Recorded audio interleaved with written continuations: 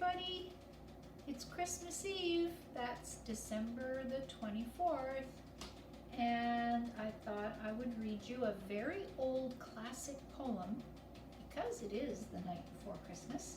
So this one's called "Twas the Night Before Christmas." And guess what? It was written, almost 200 years ago by a fellow by the name of Clement C. And he was an old British fella. And he uses a couple of things in here in this poem. He uses the word coursers, and I have to look it up. Coursers are horses running swiftly. So in this case, I would think it would mean the reindeer. And at the end, he doesn't say Merry Christmas like we do. He says Happy Christmas. And that's what most British people say. They say Happy Christmas. So here we go. 'Twas the night before Christmas. 'Twas the night before Christmas, when all through the house not a creature was stirring, not even a mouse. The stockings were hung by the chimney with care, in hopes that St. Nicholas soon would be there.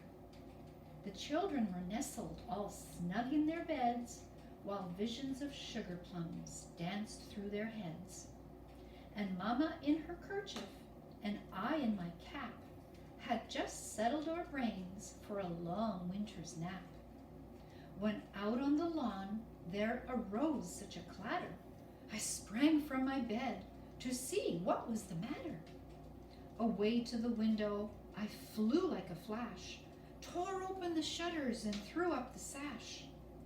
The moon on the breast of the new fallen snow gave a luster of midday to objects below, when what to my wondering eyes should appear but a miniature sleigh and 8 tiny reindeer, with a little old driver so lively and quick, I knew in a moment it must be Saint Nick.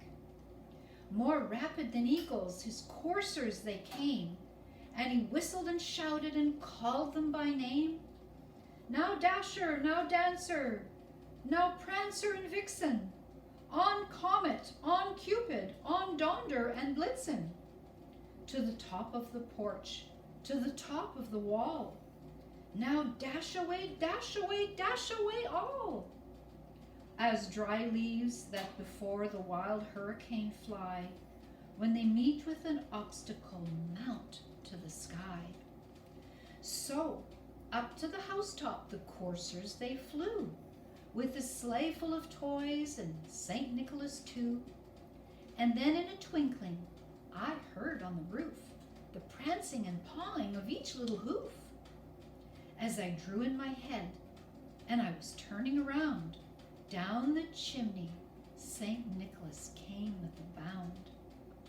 He was dressed all in fur from his head to his foot, and his clothes were all tarnished with ashes and soot. A bundle of toys he had flung on his back, and he he looked like a peddler just opening his pack. His eyes, how they twinkled. His dimples, how merry. His cheeks were like roses, his nose like a cherry. His droll little mouth was drawn up like a bow, and the beard on his chin was as white as the snow. The stump of a pipe he held tight in his teeth, and the smoke it encircled his head like a wreath. He had a broad face and a little round belly that shook when he laughed like a bowl full of jelly. He was chubby and plump, a right jolly old elf, and I laughed when I saw him in spite of myself. A wink of his eye and a twist of his head soon gave me to know I had nothing to dread. He spoke not a word, but went straight to his work, and filled all the stockings, then turned with a jerk, and laying his finger aside of his nose, and giving a nod, up the chimney he rose. He sprang to his sleigh, to his team gave a whistle, and away they all flew like the down of a thistle. But I heard him exclaim, ere he drove out of sight, "Happy Christmas to all, and to all a good night. The end. Happy Christmas Eve. Love you.